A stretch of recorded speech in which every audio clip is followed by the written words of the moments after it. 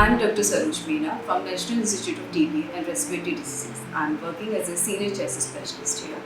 And today we will be talking about the stigmas associated with TB, how we can overcome these stigmas, and along with few real life examples will be elaborated.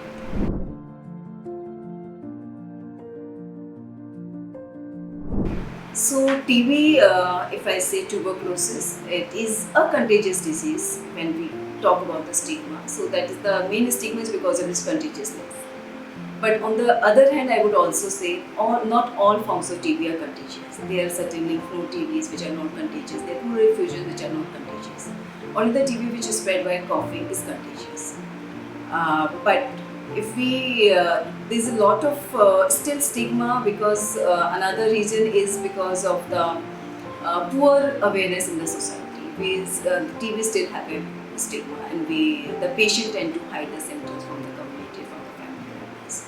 So it can adversely affect the outcome of the treatment if the patient reaches to the healthcare facility little from the disease spreads and reaches to a severe form of the disease, and hence the treatment becomes little challenging. So my advice is to if you develop the symptoms of cough, fever, low grade fever, or loss of appetite, and you see drastic reduction in weight, then you should consult your nearest doctor or the healthcare facility so that they can make your diagnosis on time and you can be cured on time and without any complications for you.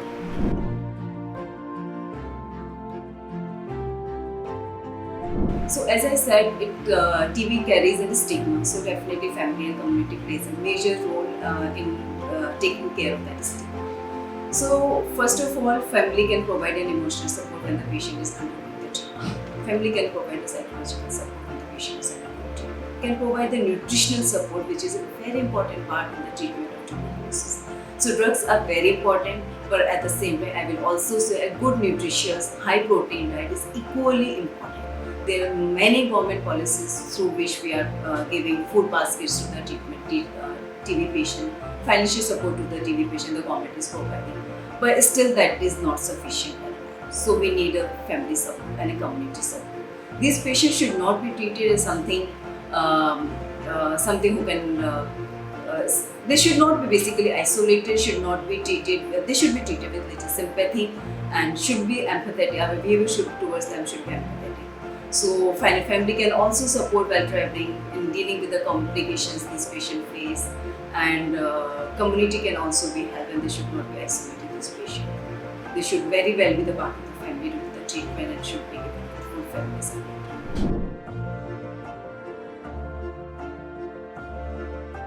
So I have this patient, 27-year-old female, newly married, 2 years back got married, and she has a daughter of 1 year. She was diagnosed with MDR TB. Initially, she was very frightened with the disease itself, and when she heard that the course will go as long as 18 months to 2 years of treatment, she was little into panic state. So I counsel the patient, I advise the patient, bring your family. You cannot fight this disease all alone. You need a family support. It's a long and a challenging treatment course. So she came in the next visit, she came up with her husband, and I counseled both of them. She needs treatment, and TB is totally curable and totally treatable disease. So there's nothing to be worried about. Yes, it is little contagious, but if you can take treatment for 2 weeks, the chances of contagiousness has decreased. So we are a mask for first 2 weeks, and isolate like when she was little worried about her daughter also. So I was like, you can talk to your daughter from making a little distance from her and wearing a mask, and you cannot because she's a mother, she's a newly mother, obviously she cannot stay away from her child.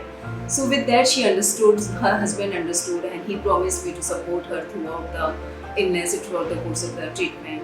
And I'm happy to share that she is now completed her treatment 6 months back, and she came to me after 6 months of follow-up. She's doing really well, gained weight, was happy. Her daughter is grown up now, and the family was happy. So it's happy to share that yes, even the MDR TB is curable and treatable. So there's no stigma that cannot be cured.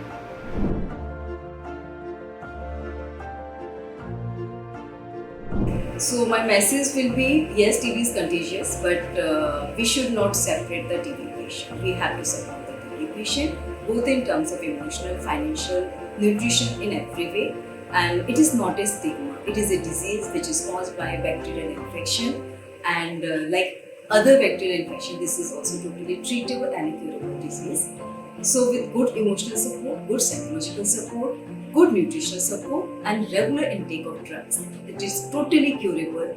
And I'll just say, stay strong during the course of the treatment, and the better days are ahead.